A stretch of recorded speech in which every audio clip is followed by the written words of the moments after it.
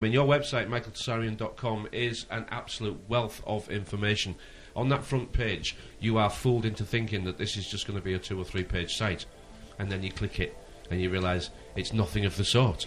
It's actually a compendium. It's an absolute marvel site. If you can get through that site in a weekend, I'll challenge you to try it. No, they can't. I mean, I think, including the YouTube's channels, which are websites, I got about 15, 16 separate sites. I know. Some are just a web page that haven't been fleshed out yet. I'm still working on projects, but yeah, you're right. There's tons and tons. There's the Mystery School, which is, we have members from all over the world, which is the deepest stuff that I'm into. I mean, the absolute most deepest stuff. And when I say deepest, I mean that's where I provide the tools for people to really crack this mystery. Because learning all of these horrors that are happening in the world is only one part of the journey. That's the dirt that you want to know about so you can keep it out. But you also, at the other side of your life, have to then be developing in a proactive way. And it's through the divination arts, it's through these mirrors, it's through these tools that we then develop and come to a higher state of balance. You see, we don't do it by following a guru. We don't do it by going to a church.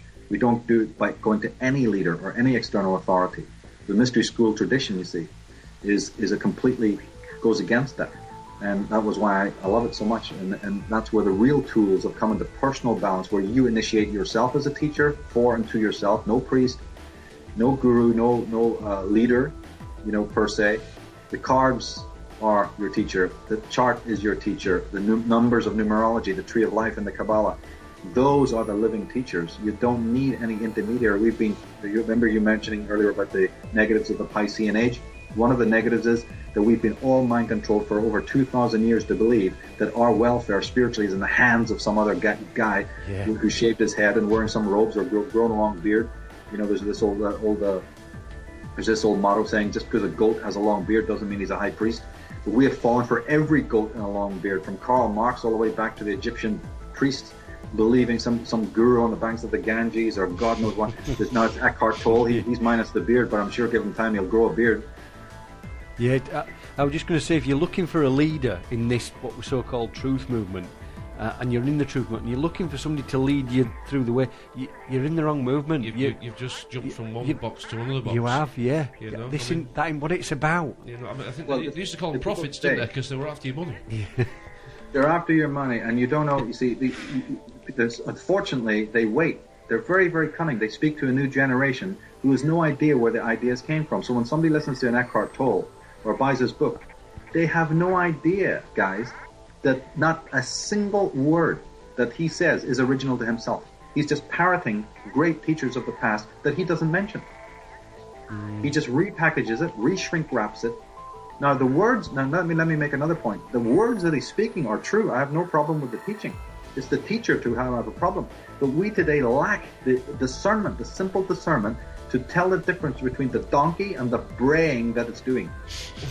Right? A great analogy. But we don't know that this ass, he's speaking the words of God, he's speaking the words of truth, but he's an ass. But we can't see that anymore because we're confused. If he says something in a nice calm voice, a Svengali hypnotic voice, and his face looks clean shaved and he's cool and he's on Oprah Winfrey, he must be good, right? Yeah, right.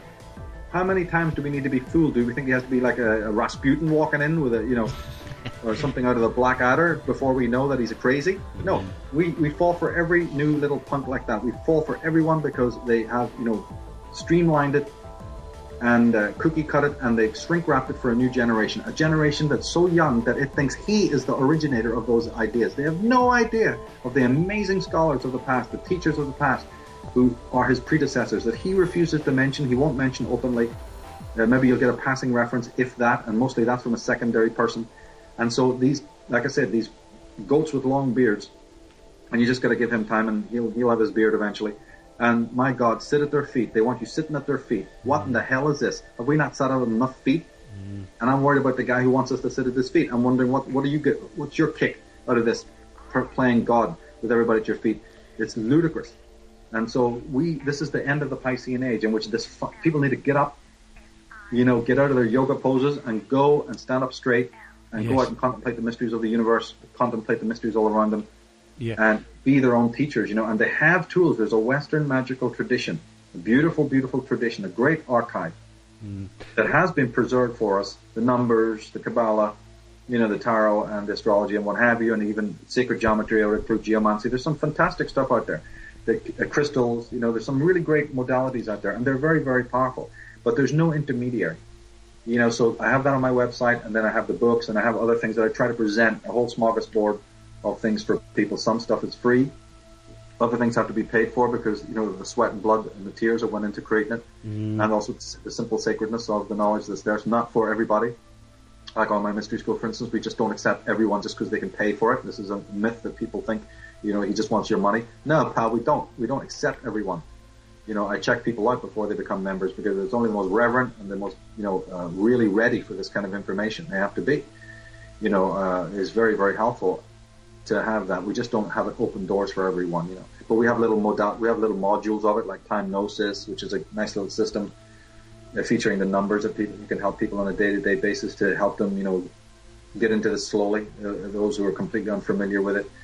So, and then I've got my philosophy work, I'll be doing a new book on philosophy as we go, got the female Illuminati thing. So I always am stepping back from the canvas, going forward, going to the side, walking around the thing, never just becoming fanatical, never becoming didactic, never becoming, a jack of, like I know it all. I'm always revisiting what I've known before. I'm always re-looking at the same content, whether it's the concept of evil, or the concept of the genders, or the concept of, world control. I'm always re-looking at it, ready to unpack it in another way, constantly, never always coming from the one perspective and just beating that to death. This thing is incredibly multifaceted, and we need to always stay open-minded and re-look at it in different ways.